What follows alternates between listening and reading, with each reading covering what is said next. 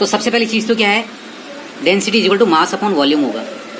अच्छा, जैसे ये दे दिया, ये तुम्हारे सामने एक तस्वीर दे दी, इसमें 1 kg 1 kg 1 kg करके 3 kg के मास हो गया, और इसमें ये 10 सेंटीमीटर ब्रेड्थ हो गई, 5 सेंटीमीटर इसकी हाइट हो गई, 20 सेंटीमीटर इसकी लेंथ हो गई।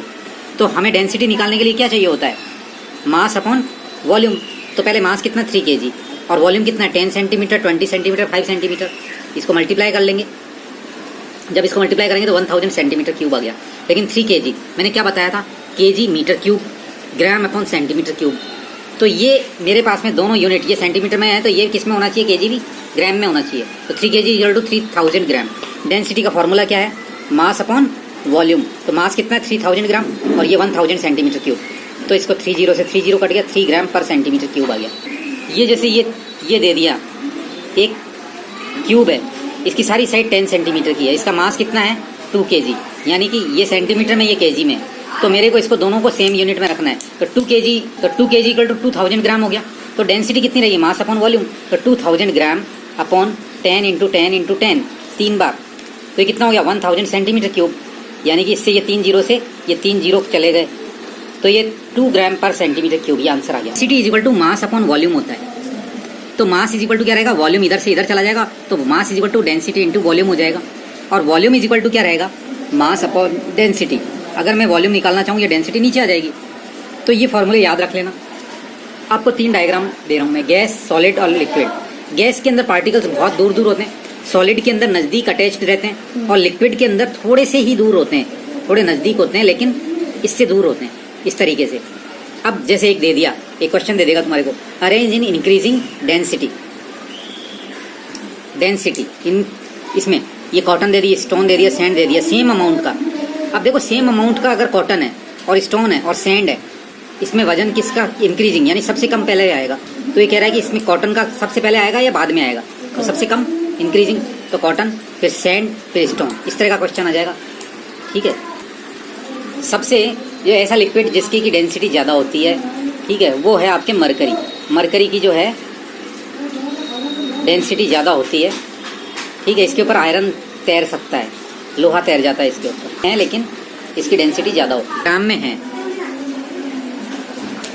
तो जो वॉल्यूम है वो भी आपका किस में होना चाहिए, सेंटीमीटर में ही निकालेंगे, सेंटीमीटर क्यूब। और अगर मास आपका केजी में है तो ये जो वॉल्यूम निकालेंगे वो किस में निकालेंगे, मीटर क्यूब में, या तो कन्वर्ट कर लेना है। अच्छा, 1 metre cube is equal to कितना सेंटीमीटर क्यूब रहेगा, तो 1 मीटर क्यूब मतलब metre into metre into metre. तो 1 मीटर इज इक्वल टू, इसको सेंटीमीटर में चेंज करना तो 100 centimetre into 100 centimetre into 100 centimetre. तो ये कितना हो गया, ये 1000, ठीक है, 6 बार सेंटीमीटर क्यूब, इतना हो जाएगा 1 metre cube is equal to. ये ध्यान में रखना। एक कोई चीज़ है, इस तरह का कोई चीज़ है, ब्लॉक है, कास्ट आयरन की कोई चीज़ है, कास्ट आयरन मतलब एक तरह का आयरन होता है। इसका मान लो दे दिया वॉल्यूम जो है, इसका वॉल्यूम है 30 सेंटीमीटर क्यूब, और जो इसका मास है वो 210 ग्राम है। तो इसकी डेंसिटी मालूम करो। डेंसिटी कैसे मालूम करेंगे, मास अपॉन वॉल्यूम, दोनों, ये सेंटीमीटर में ये ग्राम में चल जाएगा। तो ये मास पहले लिखूंगा 210 ग्राम, कितना है इसका 210 ग्राम, और वॉल्यूम कितना है 30 सेंटीमीटर क्यूब। अब इसमें से 3 जीरो से 0, 3 1 जा 3, 3 7 जा 21, यानी 7 ग्राम पर सेंटीमीटर क्यूब, इसका ये डेंसिटी आ गई बस। अच्छा, हम डेंसिटी को और किस किस तरीके से मेजर, वॉल्यूम को किस तरीके से मेजर करते हैं। वॉल्यूम को मेजर करने का एक तरीका है, खाली पानी की बोतल है, खाली पानी का मेजरिंग सिलेंडर है, इसके अंदर अभी रीडिंग आ रही है 50 सेंटीमीटर क्यूब का। अब मैंने इसके अंदर एक लोहे का या किसी का भी एक बॉल डाल दी, इसके ऊपर आ गया 60 सेंटीमीटर क्यूब। तो अब ये कह रहा है कि बॉल का वॉल्यूम बताओ। तो पानी पहले खाली था, अब ये पानी ऊपर चढ़ा, किसके कारण चढ़ा, बॉल के कारण। ये जो बॉल है, इस बॉल के कारण जो है पानी ऊपर चढ़ गया, पानी ऊपर राइज हो गया। कितना राइज हुआ, जितनी जगह इसने घेरी, तो इसने जो जगह घेरी वही इसका वॉल्यूम है, यानी कि 50 थी पहले, 50 से कितना आ गया ये 60 सेंटीमीटर क्यूब। तो इन दोनों का जो डिफरेंस है 60 centimetre cube minus 50 centimetre cube, यानी कि 10 सेंटीमीटर क्यूब, ये इसका वॉल्यूम आ गया। डेंसिटी की कैलकुलेशन किस तरीके से करेंगे, ये चीज़ अपने को पता है। एक कोई चीज़ है, ये जो इसका मेजरमेंट है, हो सकता है वो इस पर लिखा हुआ हो और अलग से भी लिखा हो, तो आपको इसका डेंसिटी निकालनी, तो कैसे निकालेंगे? निकालने के लिए तरीका क्या है? Mass density is equal to mass upon volume. Mass कितना है? 93.6 ग्राम और वॉल्यूम कितना है? 4 centimetre into 2 centimetre into 1.5 centimetre. तो 4 टू जा 8, 8 को 1.5 से मल्टीप्लाई करेंगे, 15 8 जा, इसको मल्टीप्लाई कर 4 टू जा 8 और 8 को 1.5 से मल्टीप्लाई करेंगे तो 12 आ जाएगा, 12.0 सेंटीमीटर क्यूब, क्योंकि 3 सेंटीमीटर, ये क्यूब नहीं लिखा तो गलत दिक्कत है। अब इसको 93.6 को इससे 120 से पॉइंट हटा दिया इधर, तो यानी 936 अपॉन 120 ये ग्राम पर सेंटीमीटर क्यूब। ठीक है, ये आ गया। एक हाफ लीटर की बोतल है, उसका बोतल का मास कितना है? 80 gram. It contains 500 centimetre cube of liquid when full. इसमें 500 सेंटीमीटर क्यूब लिक्विड है, भरा हुआ है। The bottle is filled with olive oil of density. Olive oil की डेंसिटी कितनी है? 0.90 ग्राम पर centimetre cube. Calculate the mass of oil in the bottle. Bottle में जो ऑयल है उसका मास। इसमें पहली चीज, मास का फॉर्मूला क्या रहेगा? मेरे को 80 ग्राम से कोई मतलब नहीं है। इसके अंदर क्या दे रखा है? वॉल्यूम कितना दे रखा है? 500। डेंसिटी कितनी दे रखी है? इतनी। मैंने अभी फॉर्मूला बताया था तुम्हारे को, मास इज इक्वल टू क्या रहता है इसका, तेल का। ये mass, density is equal to mass upon volume है, तो mass is equal to density into volume. मेरे पास में बॉटल का जो है 0.90 ग्राम है, 90 ग्राम पर सेंटीमीटर क्यूब। वॉल्यूम कितना है? इंटू 500 सेंटीमीटर, सेंटीमीटर से सेंटीमीटर 450.00। ये फुल बॉटल, तो मास ऑफ फुल बॉटल कितना रहेगा? और 80 ग्राम बॉटल का दे रखा है, तो फुल बॉटल का मास कितना रहेगा? मास ऑफ 450 इंटू 80 ग्राम, 450, तो ये 530 ग्राम, ये हो गया। मास इज इक्वल टू कितना क्या रहेगा? डेंसिटी इंटू वॉल्यूम, क्योंकि डेंसिटी इज इक्वल टू क्या है? मास अपॉन वॉल्यूम है। मेरे को मास मालूम करना है तो ये वॉल्यूम किधर चला जाएगा? इधर। तो mass is equal to density into volume हो जाएगा। और अगर मेरे को वॉल्यूम मालूम करना है, जैसे ये वॉल्यूम मालूम करना है, तो ये डेंसिटी कहाँ चला जाएगी? मास के नीचे। तो volume is equal to mass upon density. ये चीज़ ध्यान में रखनी है। ये 3 फार्मूले इंपॉर्टेंट है। एक तो density is equal to mass upon volume, दूसरा फार्मूला क्या हो गया? Mass is equal to density into volume, और तीसरा फार्मूला क्या हो गया? Volume is equal to mass upon density. ये 3 फार्मूले बहुत इंपॉर्टेंट है, इसके अंदर ये आ जाएंगे। जैसे एक बिल्डर है, 20,000 kg सैंड चाहिए उसको मोर्टार बनाने के लिए। Sand is sold in 1 metre cube bag, 1 metre cube bag के अंदर how many bags will he need? The density of sand is 2500 gram पर मीटर क्यूब, kg पर मीटर क्यूब। तो मेरे को वॉल्यूम मालूम करना है, तो volume is equal to mass upon density. तो 20,000 और डेंसिटी कितनी है? 2500। तो ये जो आया, अब ये मीटर क्यूब में आया, इसको डिवाइड किया तो 8 मीटर क्यूब। ये इस तरीके से फॉर्मूले में आएगा। कॉइन का मास इतना है 7.0 gram. It is made of metal alloy of density कितनी है इसकी? 5.6 gram per cent. Calculate the volume. तो वॉल्यूम निकालने के लिए मेरे पास में क्या फॉर्मूला है? मास अपॉन डेंसिटी। मास कितना है? 7 और डेंसिटी कितनी है? 5.6 ग्राम। तो मैं इसको निकाल लूँ। अब ये चीज़ मास दे रखा है, ये दे रखा है, ये दे, वॉल्यूम निकालना है। वॉल्यूम निकालने का मास अपॉन डेंसिटी, तीनों फार्मूले में से देख लो, ये लिख दो। जो चीज़ मालूम करनी है वो मास, वॉल्यूम मालूम करना तो ये फार्मूला लगा दो। पहले तो जो दिया हुआ वो लिख दो, और जो चीज़ मालूम करनी है, जैसे वॉल्यूम पूछ रहा है, तो वो वॉल्यूम के लिए ये तीनों में से ये वाला फार्मूला लगेगा। मास कितना है? 7 ग्राम, 7.0। डेंसिटी कितनी है? 5.6 ग्राम पर अपॉन सेंटीमीटर। तो ये जो अपॉन का सेंटीमीटर इसमें आएगा वो कहाँ चला जाएगा? ऊपर चला जाएगा। ग्राम से ग्राम कैंसिल। 7.7 को 5.6 से डिवाइड कर दो। ठीक है, यहाँ से पॉइंट हटाऊंगा, यहाँ पॉइंट है, यहाँ पर ही पॉइंट हटा दिया, तो 70/56 सेंटीमीटर क्यूब। अब इसको काटना चाहो तो काट दो। 7 10 जा, 7 8 जा 56, 10/8, 2 4 जा और 2 5 जा 5/4।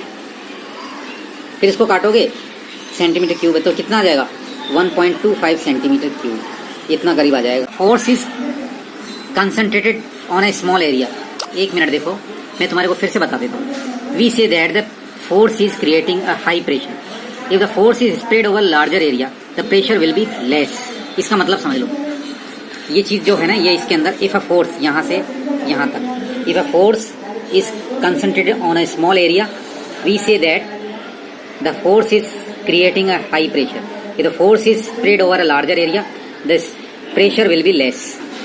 मतलब ये होता है जैसे कि ये इतना बड़ा एरिया मान लो, इस एरिया के ऊपर में एक यूँ ये टच कितना एरिया हो रहा है, इतनी सी नोक हो रही है, यहाँ पर मैं हथौड़े से ठोकता हूँ तो ये इसके अंदर जाने की पॉसिबिलिटीज़ है। ये जैसे ये एरिया है, इसमें ये फिर मैं ये करता हूँ तो एरिया कितना कम है इसका। लेकिन अगर मैं इसके ऊपर ये पूरी की पूरी यूँ लेकर के इतना बड़ा है ना जो ये लेकर के इसको ठोकता हूँ तो ये अंदर चला जाएगा क्या? इसके अंदर ये नहीं जाएगा, ये चला जाएगा। क्यों? क्योंकि इसका एरिया ज़्यादा है। आपने देखा होगा घोड़े जो होते हैं, घोड़े के पाँव रेत में धंस जाते हैं और इसके आपके जो कैमल होता है उसके पाँव चौड़े होते हैं, वो नहीं धंसते हैं। क्यों? क्योंकि उसके ऊपर जबकि ऊँट का वजन ज़्यादा होता है, ऊँट का जो वजन होता है वो इसके पाँव जो होते हैं उसमें पूरे में फैल जाते हैं, पूरी जगह प्रेशर हो जाता है उसका। और जबकि घोड़े का टाप होती है इतनी सी छोटी सी, इसके कंपैरिजन में छोटी सी होती है, तो वो प्रेशर पूरा का पूरा प्रेशर सिर्फ एक ही जगह लगता है। इसके कारण ये चीज़ फैल नहीं पाती और उसके पाँव धंस जाते हैं। हम कील को है, नेल होती है, उसको यूँ गाड़ देते हैं। लेकिन अगर मैं कहूँ इतना बड़ा टुकड़ा लेकर के इसको गाड़ दो, नहीं गाड़ पाएंगे। तो फोर्स अपॉन एरिया, प्रेशर का जो फॉर्मूला बनता है वो क्या बनता है? Force upon area. तो pressure is equal to force upon area. तो फोर्स जो है pressure, force is equal to, तो pressure is equal to force upon area. तो pressure is equal to force upon area newton per metre square. देख लो, एक knife होता है, इसकी जो ब्लेड शार्प होती है तो वो अच्छे से काटता है। क्यों? इसका कारण क्या होता है? इसका कारण क्या होता है? अगर वो ब्लंट है, मान लो यूँ है, भोटा है, ब्लेड की धार यूँ है, तो ये काट पाएगा क्या? लेकिन अगर उसकी धार में यूँ रख दूँ तिकोना तो ये काट लेगा, क्योंकि इसका एरिया क्या हो गया? कम हो गया, और प्रेशर उतना का उतना तो ये काटेगा। जैसे कि जो व्हेल मछली होती है उसके दांत भी तीखे होते हैं इस तरीके से, तो वो ज़्यादा तेज़ी से बाइट करेगी। Pressure is equal to force upon area newton per metre square. Force is equal to क्या रहेगा? ये एरिया इधर से इधर चलेगा, तो force is equal to pressure into area, और area is equal to force upon pressure. ये तीन फार्मूले याद कर लेने कैलकुलेशन के लिए। ये है pressure is the quantity that tells us how concentrated a force is when it pressure on an area. तो ये मेरे पास में प्रेशर को P से, फोर्स को F से और A को एरिया से। अब ये देखो, ये डायग्राम के लिए कह रहा है, ये 4 मीटर स्क्वायर है, ये 2 न्यूटन मीटर स्क्वायर है। इसके ऊपर फोर्स कितना लगेगा? इस पर 8 न्यूटन फोर्स लग रहा है, तो 8 न्यूटन फोर्स हो गया। एरिया कितना हो गया? 4 मीटर स्क्वायर। तो ये इसको काट करके 4 1 जा 4, 4 2 जा 8, 2 न्यूटन मीटर स्क्वायर। ये इसका कैलकुलेशन कर लिया। A force of 6 Newton acts on an area of 2 meter square. What force acts on each square meter? What is the pressure on the surface? Force कितना है? 6 न्यूटन मीटर। एरिया कितना है? 2 metre square. तो force calculate करने के लिए क्या करेंगे? Force is equal to pressure is equal to force upon area. Force कितना है इसमें? 6 न्यूटन। तो यहाँ पर 6 न्यूटन लिख दो, इतना दे रखा है 6 न्यूटन। और एरिया कितना दे रखा है? 2 मीटर स्क्वायर, ये लिख दिया। तो 2 3 जा 6, तो कितना आ गया फोर्स? तो वो प्रेशर कितना है? 3 न्यूटन मीटर स्क्वायर। कोई दिक्कत है? Metre square. तो इसकी जगह हमने क्या किया? तो unit of pressure is the pascal. ये पास्कल है। 1 pascal is same 1 newton per metre square. तो प्रेशर इज, अगर किसी का 2 पास्कल है तो यानी 2 न्यूटन पर मीटर स्क्वायर हो जाएगा। जैसे कि एक हैमर है, hits A nail with a force of 200 Newton. The point of the nail has an area, कितना है इसका? 0.5 mm स्क्वायर। ठीक है, तो इस पीस ऑफ वुड। तो अब इसके अंदर हमें जो प्रेशर कैलकुलेट करना है, तो प्रेशर कैलकुलेट करने के लिए क्या करेंगे अपन? ये लेंगे pressure, force upon area. Force कितना है? 200, और एरिया कितना है? 0.5 mm। तो 0.5 से इसको डिवाइड करेंगे, तो पॉइंट का इधर हटा तो इधर 0 हो जाएगा। 5 4 जा 20, तो 400 Newton per metre mm square. ये हो गया इसका फॉर्मूला। अब ये देखिए, रेक्टेंगुलर ब्लॉक, इसका वेट कितना है? 240 Newton. Area of the block in contact with the floor is 20 centimetre square. Calculate the pressure on the floor. ठीक है, पर न्यूटन सेंटीमीटर में देना है। तो मैंने बताया ना प्रेशर का फॉर्मूला क्या है? प्रेशर का फॉर्मूला है फोर्स अपॉन एरिया। फोर्स कितना है? फोर्स हमेशा न्यूटन में आएगा, तो 240 न्यूटन। एरिया कितना है? 20 सेंटीमीटर स्क्वायर। 0 से 0, 2 1 जा 2, 2 12 जा, तो 12 न्यूटन पर सेंटीमीटर स्क्वायर। ये इसका आंसर हो गया। प्रेशर इतना हो गया। यहाँ तक कोई चीज़ समझ में नहीं आ रही, कैलकुलेट करेंगे। Rearrange the equation pressure like this, force is equal to pressure, मैंने ये 3 फार्मूले बता दिए थे तुम्हारे को। Force is equal to pressure into area, area is equal to force upon pressure, और pressure is equal to force upon area. ये 3 फार्मूले याद। Force is equal to pressure into area, तीनों में से। A footbridge has been designed to withstand a pressure of 2000 Pascal. The area of the bridge is 15 meters square. What is the greatest force the bridge can withstand? Resist, withstand यानी कितने pressure से ये रुक सकता है। तो force is equal to pressure into area, मेरे को फोर्स मालूम करना है, तो force is equal to pressure into area. Pressure कितना है 2000 पास्कल, एरिया कितना है 15 मीटर स्क्वायर, तो इसको मल्टीप्लाई किया तो ये न्यूटन में 30,000 न्यूटन, इसका ये आ गया। ठीक है। When the wind blows, it creates pressure on any surface, ठीक है, against a large window, has an area कितना 3.5 मीटर स्क्वायर। ये the wind causes a pressure of 2000 pascal, तो इसके अंदर व्हाट फोर्स, तो फोर्स इज इक्वल टू, मैंने क्या बताया था तुम्हारे को, force is equal to pressure into area. Pressure कितना लग रहा है इसके ऊपर 2000 पास्कल, इंटू एरिया कितना है 3.5 मीटर स्क्वायर, तो कितना हो जाएगा 700 न्यूटन। मतलब क्या हो गया, Newton per metre square, metre square से मीटर स्क्वायर चला गया। 3.5 को 2 से मल्टीप्लाई किया तो कितना आएगा 7.7, कितना आ जाएगा 3.5 को 2 से मल्टीप्लाई किया तो कितना आ जाएगा 7, और फिर ये तो 700 न्यूटन आ जाएगा अप्रॉक्सीमेटली। 3.5 इंटू 2000, इसको मल्टीप्लाई करके देख लो। 7.5 को 2 से किया तो कितना आएगा 7.0, तो ये 2700 न्यूटन। इलेक्ट्रिसिटी जो होती है, ऑब्जर्वेशन, इस इलेक्ट्रिसिटी को हम क्या कहते हैं, कुछ इलेक्ट्रिसिटी जैसे कि एक जगह फिक्स रहती है, जैसे कि आपने बाल के अगर ये कोई घिस करके, अब जैसे मैं ये इसको पेन को जो है इसके बालों के रब कर रहा हूँ, मैं ये इसको रब करके बालों के, और फिर मैं ना जो इसके पास में लेके जा रहा हूँ, तो ये इसके चिपक गया, ये इसके चिपक गया तुम्हारे। ये क्यों चिपक गया, this is called static electricity. इसमें एक तरीके से स्टैटिक इलेक्ट्रिसिटी आ गई इसके अंदर, इस वाले में इस समय, इसलिए ये चिपक गया इसके, तो इसमें स्टैटिक इलेक्ट्रिसिटी जनरेट हो गई। स्टैटिक मतलब इसमें बह नहीं रही है, फ्लो नहीं कर रही है, तो इसको अब ये जो स्टैटिक इलेक्ट्रिसिटी है वो इलेक्ट्रिसिटी फ्लो नहीं होती है। लेकिन कई बार आपने जैसे देखा होगा कि जैसे मकान है, मकान के यहाँ पर से ये जैसे ये बिजली यूँ बड़े बड़े उसके ऊपर वो लगे हुए रहते हैं इलेक्ट्रिसिटी को ऑब्जर्व करने के लिए। अब ये यहाँ पर इलेक्ट्रिसिटी की फ्लैश होता है, ये यहाँ पर ये अर्थिंग लगी हुई रहती है, तो ये क्या करती है कि यहाँ से फ्लो होती है। जब किसी मटेरियल में बहती है ये electricity, that is called flowing electricity. अब स्टैटिक इलेक्ट्रिसिटी इस तरीके से, जैसे कि आपके पास में पानी भरा हुआ है, पानी यहाँ पर भरा हुआ है, पानी बह नहीं रहा है, लेकिन जैसे मैं इसमें से पाइप लगा दूंगा तो पानी क्या होगा, फ्लो होना शुरू हो जाएगा, तो ये फ्लोइंग इलेक्ट्रिसिटी हो जाएगी। और अगर वो एक ही जगह है चार्ज पार्टिकल्स, तो उसको हम कहेंगे स्टैटिक इलेक्ट्रिसिटी। जैसे मैंने सिर से बाल से वो पेन को रगड़ के बताया था, उसी तरीके से अगर बैलून को भी हम रगड़ते हैं, ठीक है, तो बैलून के अंदर दैट द बैलून इज अनचार्ज, और जैसे electrical attraction is an example of force. एक रॉड प्लास्टिक की टांग देते हैं, दूसरी प्लास्टिक की रॉड को हम रब करते हैं बालों से, किसी से भी या कॉटन से, फिर इसके नजदीक लेकर जाकर के देखते हैं तो ये इसके अंदर अट्रैक्ट करती है, तो इसका मतलब इसमें स्टैटिक इलेक्ट्रिक चार्ज आ गया। Same charge repels and different charge attracts each other. Picture के अंदर एक जर्मन फिजिसिस्ट है,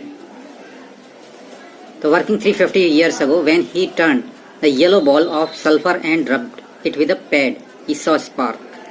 ये एग्जांपल दिया हुआ। अब यहाँ पर दो तरह के चार्ज होते हैं, एक तो पॉजिटिव चार्ज और एक negative charge. Positive opposite charge एक दूसरे को अट्रैक्ट करेंगे, जबकि सेम चार्ज एक दूसरे को रिपल्स करेंगे। ये चीज समझ लो बस, ये चीज इंपॉर्टेंट है। जैसे हमको कोई देखना है, कॉलम मीटर है, इसके ऊपर -32 है, तो यानी ये जैसे इसके पास में कोई चार्ज लेकर के गए तो ये दिखा देगा कि इस पर नेगेटिव चार्ज है। ये इस तरीके स्किन और वूल्स को हम जब रब नहीं करते हैं तब तक वो न्यूट्रल रहते हैं, लेकिन जैसे इनको घिसते हैं, आपस में रब करते हैं, ठीक है, फ्रिक्शन के दौरान इनके अंदर पॉजिटिव चार्ज हो जाएगा और इसमें पॉलीथीन के अंदर नेगेटिव चार्ज हो जाएगा। इसी तरीके से एक्रेलिक ये जो है इसमें पॉजिटिव चार्ज हो जाएगा और कॉटन में नेगेटिव चार्ज हो जाएगा। ये चीज़ ध्यान में रखने की है। और जब तक रब नहीं करेंगे तब तक ये न्यूट्रल रहेंगे, और जैसे ही रब करेंगे इनके अंदर चार्ज एक्टिवेट हो जाएगा। मूव। अब ये मैंने बताया था पहले भी कि बीच में ये न्यूक्लियस होता है, यहाँ पर प्रोटॉन और न्यूट्रॉन होते हैं। जितने प्रोटॉन होते हैं उतने के उतने इलेक्ट्रॉन होते हैं। प्रोटॉन और न्यूट्रॉन से इक्वल हो जरूरी नहीं है, एक दो कम या एक दो ज्यादा हो सकते हैं न्यूट्रॉन किससे, प्रोटॉन से। प्रोटॉन किसके बराबर रहता है, इसके एटॉमिक नंबर के बराबर, और एटॉमिक नंबर के बराबर ही इलेक्ट्रॉन रहते हैं। जैसे इसमें 3 इलेक्ट्रॉन है और 3 ही प्रोटॉन है, यानी 3 पॉजिटिव चार्ज है, 3 निगेटिव चार्ज है, और न्यूट्रॉन के ऊपर कोई चार्ज नहीं होता है। ये क्योंकि एटम जो है ये, क्योंकि 3 ही पॉजिटिव है, 3 निगेटिव चार्ज है, तो ये एक्चुअली ये क्या है, ये न्यूट्रल होता है एटम। लेकिन इसमें से एक भी इलेक्ट्रॉन हटा दिया तो ये पॉजिटिव चार्ज आ जाएगा, इस पर एक पॉजिटिव चार्ज, और अगर एक इलेक्ट्रॉन बढ़ गया तो इसके पर एक पॉजिटिव निगेटिव चार्ज आ जाएगा। ठीक है, प्रोटॉन को हम कम ज्यादा नहीं कर सकते, इलेक्ट्रॉन को इलेक्ट्रॉन कम होते ही एक इलेक्ट्रॉन आता है, एक पॉजिटिव चार्ज आ जाएगा, ज्यादा हो जाएगा इसके ऊपर। ये लिथियम का वो है। ठीक है, इसको क्लॉथ के साथ के अंदर इसको रब करते हैं तो इसके अंदर एक तरफ इसमें पॉजिटिव चार्ज आ जाएगा और इधर निगेटिव चार्ज। पॉजिटिव चार्ज क्यों, यहाँ से इलेक्ट्रॉन हट करके किस पे आ जाएंगे, इस क्लॉथ के ऊपर, तो पॉजिटिव चार्ज इससे इलेक्ट्रॉन इसमें से हट करके इसमें आ गए, यानी इस पर कौन सा चार्ज बढ़ गया, पॉजिटिव चार्ज, और इसमें इलेक्ट्रॉन हो गए ज्यादा तो इस पे निगेटिव चार्ज आ गया। अब ये एक दूसरे को अट्रैक्ट करेंगे, तो यहाँ से इसके ऊपर क्यों गए, इसका रीजन क्या है, तो इसका रीजन ये है कि इसके अंदर, इस वाले पैटर्न के अंदर, यहाँ पर इसके अंदर जो इसके आउटर ऑर्बिट है, इलेक्ट्रॉन्स का जो आउटर ऑर्बिट होता है उसमें इलेक्ट्रॉन्स कंप्लीट नहीं थे, 8 से कम थे, इसलिए इसने इलेक्ट्रॉन को ले लिया। और इसके अंदर 8 के आसपास पूरे थे, या इसका जो है न्यूक्लियस कमजोर था, इसको अट्रैक्ट नहीं कर पा रहा था, इलेक्ट्रॉन को बांध के नहीं रख पा रहा था, तो यहाँ से इलेक्ट्रॉन डाइवर्ट हो गए इधर और यहाँ चले गए। इलेक्ट्रॉन्स को ज्यादा स्ट्रांगली बांध के रख सकता था और ये नहीं, इसलिए यहाँ से यहाँ चले गए। तो जो निगेटिव चार्ज जिस पे आता है वो अपने इलेक्ट्रॉन्स को स्ट्रांगली बांध के रख सकता है, इसलिए उसके ऊपर निगेटिव चार्ज आ जाता है, और पॉजिटिव वाला अपने इलेक्ट्रॉन्स को अच्छी तरह से स्ट्रांगली बाउंड करके नहीं रख पाता है, इसलिए उस पर पॉजिटिव चार्ज आ जाता है। जे थॉमसन ने जो है डिस्कवर किया था इलेक्ट्रॉन 1997 को, इसके बाद में ये कंसेप्ट हमारे पास में आ गया। नेक्स्ट है कंडक्टर्स एंड इंसुलेटर। कंडक्टर्स किसको कहते हैं, जिसके अंदर से इलेक्ट्रिसिटी पास हो सकती है। Metals are described as conductors because they allow electricity to pass through them, उसमें से इलेक्ट्रिसिटी पास हो सकती है। और इंसुलेटर्स में से इलेक्ट्रिसिटी पास नहीं होती है, they do not allow electricity to pass through them. जैसे प्लास्टिक है, प्लास्टिक के अंदर से इलेक्ट्रिसिटी पास नहीं होती है, इसलिए हम उसके ऊपर प्लास्टिक लगा देते हैं वायर के ऊपर, ताकि हम टच करें तो इलेक्ट्रिक करंट नहीं आए। अच्छा, इलेक्ट्रिक करंट जो है वो हमेशा और इसका कंसेप्ट थोड़ा सा ध्यान में देने, इलेक्ट्रिसिटी जो है किस तरीके से रहेगी, लैंप को लाइट अप, यानी कि उसको जलाने के काम में आएगी, मतलब बर्न, उसको जो है उसको लाइट अप कर देगी। लैंप जो है, जैसे ये है, ये एक सर्किट बनाया हुआ है, यहाँ से ये पॉजिटिव है, यहाँ से ये नेगेटिव है, तो इलेक्ट्रॉन्स का फ्लो जो है, यहाँ से इलेक्ट्रॉन्स का फ्लो इस तरफ रहेगा, क्योंकि पॉजिटिव है, तो ये अपने इलेक्ट्रॉन्स को लूज कर रहा है, तो इलेक्ट्रॉन्स इधर से छूट करके इस तरफ आ जाएंगे, इससे इधर, तो इलेक्ट्रॉन्स का मूवमेंट तो इधर रहेगा। ठीक है, तो ये यहाँ पर जैसे इसमें से इलेक्ट्रॉन पास होंगे, ये लाइट जो लैंप बर्न अप हो जाएगा। ये जो सेल होता है वो तो अकेला होता है, बैटरी क्या होती है, उसका कॉम्बिनेशन ऑफ सेल होता है, बहुत सारे सेल होते हैं। अब जैसे ये सर्किट डायग्राम है, यहाँ पर ये लैंप लगा हुआ है, यहाँ सेल लगा हुआ है, इसमें ये छोटा वाला जो होता है वो नेगेटिव दिखाता है, ये पॉजिटिव दिखाता है, ये ध्यान में रखना है। अब ये स्विच है, जैसे इस स्विच को मैं यहाँ से टच कर दूंगा इसके, जैसे ये इसकी जगह जैसे यूं है अभी, तो यूं, और इसको क्या कहेंगे, ओपन। और जैसे मैंने इसके अंदर यूं कर दिया, इसको यूं टच कर दिया, या इसको यूं दिखा दिया मैंने, यूं टच करता हुआ, तो ये आपके क्लोज सर्किट हो गया। अब लैंप जलेगा, तो उसमें एक क्वेश्चन पूछे, लैंप जल रहा है, तो इस वाले सर्किट में लैंप नहीं जलेगा, ये लैंप जलेगा। अगर लैंप हम जलाते हैं तो ये इसके अंदर, इसका अगर लैंप जल रहा है इसका मतलब क्या है कि यहाँ से करंट पास हो रहा है, और अगर इसमें ज्यादा लैंप अगर ज्यादा तेजी से जल रहा है, इसका मतलब है कि इसके अंदर बिगर ज्यादा बड़ा करंट है, और कम जल रहा है तो कम करंट से जल रहा है। करंट को किससे मेजर करते हैं, we can measure circuit in current in a circuit using instrument called ammeter. ये अमीटर होता है इस तरीके का, उससे हम इंस्ट्रूमेंट को इसको मेजर कर सकते हैं। और अमीटर को हमेशा किसमें लगाते हैं, सीरीज के अंदर, ये देखो ये सीरीज में लगा हुआ है, और उस पर एएमपी से दिखाते हैं। अच्छा, और करंट वोल्टेज को हम किस में मेजर करते हैं, वोल्ट मीटर में। ठीक है, ये तो फोर्स होता है एक तरीके से। ठीक है, ये पैरेलल सर्किट है, ये पैरेलल सर्किट है, और ये सीरीज सर्किट है, करंट सीरीज के अंदर बह रहा है। करंट जो है हमेशा मेटल में से पास हो सकता है, लेकिन प्लास्टिक या जो भी नॉन कंडक्टर्स होते हैं उनमें से पास नहीं होगा, कॉटन वगैरह में से नहीं होगा। और सीरीज के अंदर करंट हमेशा सेम रहता है, ठीक है। इलेक्ट्रॉन्स जो है ये देखो इसमें दिखा रहा है, इलेक्ट्रॉन्स मूव किधर कर रहे हैं, इस तरफ। इलेक्ट्रॉन्स मूवमेंट किधर है, इस तरफ। लेकिन करंट को हम किधर दिखाएंगे, इस तरफ। करंट इस तरफ बह रहा है, हम क्या बताएंगे, करंट इस तरफ बह रहा है। इलेक्ट्रॉन्स के मूवमेंट के अपोजिट साइड में करंट मूव करता है। इलेक्ट्रॉन्स मूव कंडक्टिंग इलेक्ट्रिसिटी, ठीक है। इलेक्ट्रॉन्स क्यों बहते हैं, क्योंकि वो अपने एटम से टाइटली अटैच्ड नहीं हो पाते, इसलिए उसमें से करंट उसको इलेक्ट्रॉन्स को छोड़ करके बहते हैं, ठीक है। रखना, electrons move in the opposite direction to conventional current. ये इलेक्ट्रॉन्स जो है हमेशा अपोजिट डायरेक्शन में फ्लो करते हैं, कन्वेंशनल करंट। यानी करंट तो किधर से, पॉजिटिव से नेगेटिव की तरफ फ्लो हो रहा है, इधर से करंट इधर फ्लो हो रहा है, ये करंट का फ्लो है उसके। लेकिन इलेक्ट्रॉन्स किधर मूव कर रहे हैं, इलेक्ट्रॉन्स का ये मूवमेंट इधर है। ये देखो फिर से बता रहा हूँ, ये इलेक्ट्रॉन्स इधर मूव कर रहे हैं और करंट इधर मूव कर रहा है, अपोजिट। तो ये electrons move in the opposite direction to conventional current, ठीक है। Energy source for the circuit, ठीक है। केमिकल एनर्जी को चेंज करता है। Current transfers energy from the cell to the lamp. Lamp gets hot and shines, source of light बन जाता है वो। यानी इलेक्ट्रिक एनर्जी किस में चेंज हो जाती है, हीट एनर्जी में और लाइट एनर्जी में। ये सीरीज है, ये सर्किट जो है सीरीज में है, और अमीटर हमेशा इसके इस तरीके से ये सीरीज में ही लगता है। अब ये पैरेलल है, पैरेलल के साथ में यहाँ पर करंट अलग अलग, यहाँ पर करंट सेम रहेगा, इनमें वोल्टेज अलग अलग हो जाएगा, इनके अंदर करंट अलग अलग रहेगा, वोल्टेज सेम रहेगा, किसमें, पैरेलल में। ये पैरेलल सर्किट है ये। और ये जो सर्किट आपके लगा हुआ है सीरीज में लगा हुआ है, तो यहाँ पर वोल्टेज, यहाँ पर इन दोनों में V1 और V2 के अंदर भी 6 वोल्टेज रहेंगे, क्योंकि सीरीज के अंदर वोल्टेज जो होता है वो अलग अलग रहता है, सॉरी। तो यहाँ पर वोल्टेज दोनों का मिला करके V1 और V2 का अलग अलग रहेगा। यानी जैसे इसका 2 हो गया, इसका 4 हो गया, तो मैं बाद में और बता दूंगा।